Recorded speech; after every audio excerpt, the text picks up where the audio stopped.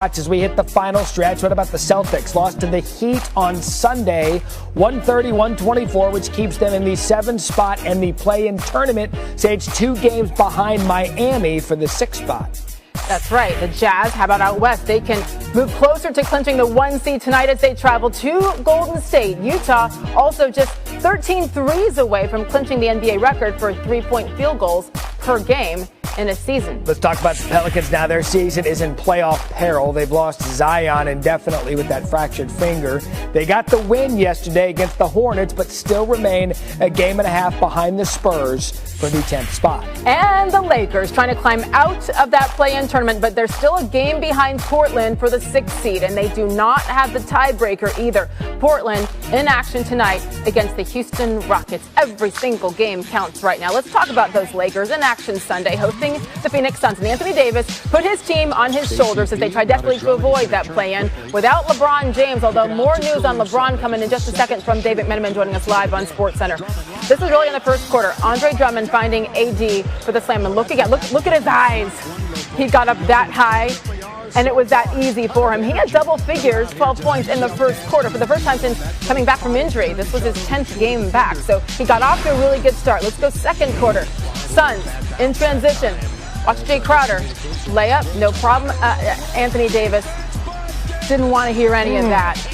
Maybe goaltender. As you take another look, a closer look. He nods. He got away with it. We continue. Third quarter. This is when he really began to open things up, literally and figuratively. Anthony Davis from downtown, from the corner.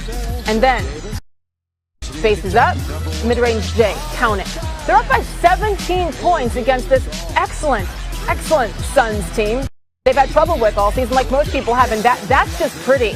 Into the paint, the fadeaway Jay. He had 34 points through 3 quarters. Let's go to the fourth. The lead back to within 10. Alex Caruso finds him there, though. Look again. What a play by Anthony Davis. He had a season-high 42 points against Phoenix, 12 boards, 3 blocks as the Lakers win by 13. Here's AD on how he did.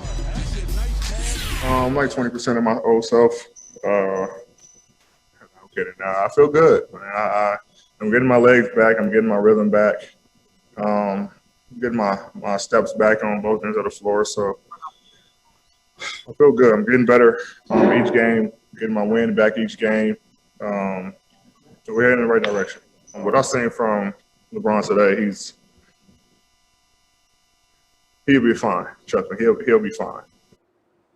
David McMenamin, AD, said that with confidence and a sly smirk on his face. I mean, he's saying the right thing. What more can you tell us right now about LeBron's status? Sage, there's 4 games left in the regular season for the Lakers, a back-to-back against the Knicks and the Rockets at home, a back-to-back against the Pacers and the Pelicans on the road. The expectation and the hope, I guess I should say, is that LeBron will return for one of those 2 home games. No one's expecting him to play in the back-to-back. I think you circle that Houston Rockets game, especially because it is banner night for the Los Angeles Lakers. They will finally reveal their banner from the 2020 championship to around the 3,000 fans that have been coming to games at Staples Center. Kentavious Caldwell-Pope said that LeBron's been going hard in his workouts, dunking the ball. And certainly there's an excitement buzzing throughout this roster. Frank Vogel said, I know we'd like to get more time for LeBron to find his rhythm and timing when he returns. I've learned by now to trust LeBron James in these situations to figure it out. So certainly some help on the horizon for the Lakers. Yeah, which is probably why Anthony Davis just nodded and smiled and said he's going to be fine. Right now, they're in 7th in the West, just a game behind Portland at 6th. There's obviously a sense of urgency right now, Dave, as this team tries desperately to avoid the play-in. What are the Lakers saying about how they're approaching it? Well, Frank Vogel said, and it's kind of counterintuitive, but the fact that the Lakers found themselves in this situation, losing 8 out of 10 prior to last night's win, and suddenly fighting for the playoff lives, they find themselves in kind of quasi-playoff dress rehearsal because every possession matters. And certainly this team with guys like Alex Caruso, who plays hard every possession, Anthony Davis finding something his last 2 games, scoring 78 points over the course of those games. Wes Matthews coming in, wanting to make plays. Marcus Saul certainly bringing a lift. It's made them make or break kind of in this moment. And right now they feel like they're trending towards making it. They can still avoid the play-in tournament. If they go 4-0 down the stretch and Portland goes 2-2, the Lakers don't have to worry about Steph Curry scoring 60 points in a must-win game or any crazy scenario like that. They can just play the 3-6 matchup. So that's the carrot on the stick right now for this team, to just avoid the play-in completely, but treat these final 4 regular season games like they need to be perfect, as if they were playoff games. Yeah, great point about people like Caruso, because that depth is really showing through right now for the Lakers, and timing is everything. If AD continues on this run, then yeah, watch out if you're facing the Lakers. Dave, thank you for the latest. Game for game, but he's been hurt. And Jokic about to win the MVP because he hasn't missed the games, and overall, he's been the best player in the league because he hasn't missed those games. Is AD still better than that? That's what we need to find out. Yeah, here's typical Max. He's going to deflect. He's not going to answer the question directly. It's about whether or not Anthony Davis is the best big man when he's healthy. And the answer is he is. And you have to look back to what he did last year, not only what he did in the bubble, but during the regular season. You're talking about a guy that's top 5 in terms of PER. You're talking about a guy that's first team All-NBA defense, first team All-NBA, period. Like this guy, the way he impacts the game, he put it on display last night against a team that's second in the Western Conference in the Phoenix Suns. You saw him with the back-to-the-basket moves. You saw him with the mid-range game. He was even hanging out as that kid in the corner, knocking them down from deep. And then you saw what he did on the defensive end. You saw that block that he had against Jay Crowder. He's showing you that he's starting to feel like himself. And when it comes to Anthony Davis, it's not just about the statistics in terms of quantifying his impact on his team winning games.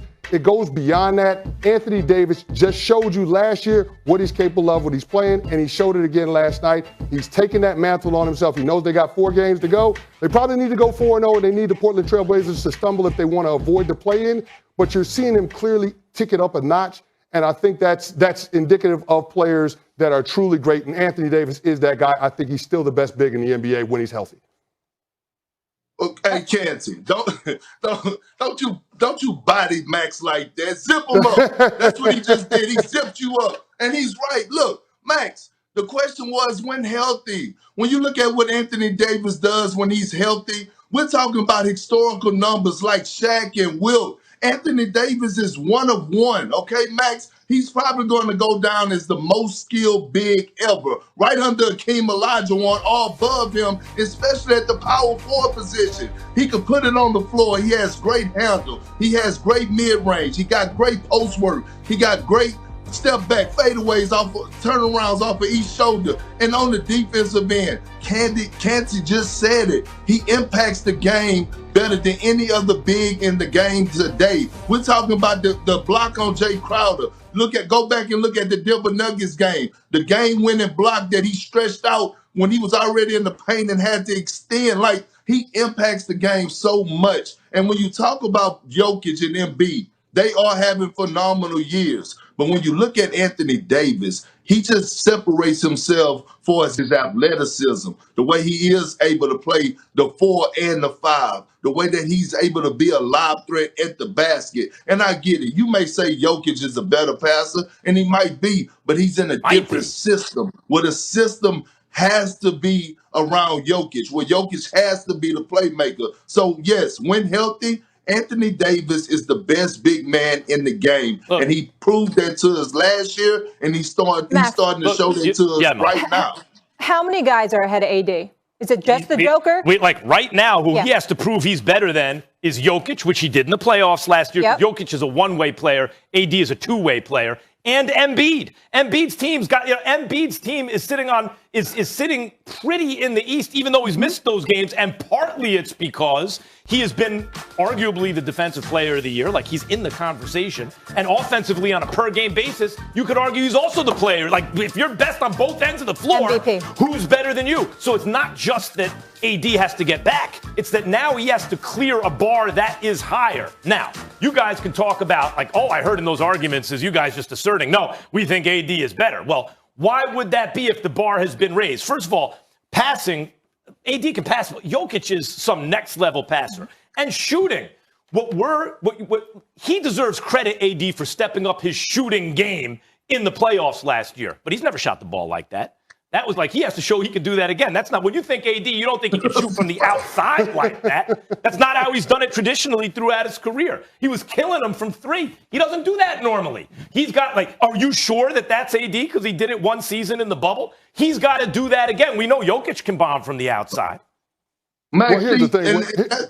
Go ahead, Kenny. Go ahead. Go Here's ahead. the thing, Big Perk. When a player shows me that they're doing it at the most important moments, which is the postseason, I'm going to go ahead and assign that to them. I'm going to believe what AD showed me in the bubble. That's when the stakes are at the highest. He's proven that he can be a player of that caliber at the most important time for his team. Have we seen that from Jokic yet? We're still waiting on that. I know it's some gaudy numbers. I know he leads his team in points, rebounds, and assists. All of that is well and good. But what happens when it matters the most? What happens once we get to the postseason? Pretty good last year. From what we saw from AD last year, being able to be a defensive anchor for that team, and Max, you talked about it, being on the defensive end, what he does as a player matters in this conversation as well. I don't know how you can say when he's healthy that he's not the best big in the game. And Kenny, you just pulled a Max Kellerman on Max Kellerman because he's the one that always because you always come on here talking about how the regular season really don't matter, how the playoffs is when it matters, and you are the number one guy that always try to hold guys accountable for what they do in the playoffs when it matters the most. That's your favorite line. When it matters the most. Well, Kenny just addressed it. In the championship, he delivered a ring when it mattered the most against Portland, when it mattered the most against Denver, against the Rockets, against Bam and Miami Heat, them goons from Dade County. When it mattered the most, Anthony Davis delivered in great fashion. And again, go check the numbers because, Max, you are an analytics guy and you're a numbers guy. His numbers are right there with Shaquille O'Neal. Yeah, I'm not arguing against Anthony Davis's greatness, and he has come through when it matters the most. But when you're a guy who's getting extra credit for that against guys who have now raised the bar and are playing better than they've ever played before, we're in a golden era of bigs. People just don't realize it because they don't play the way bigs used to play all the time.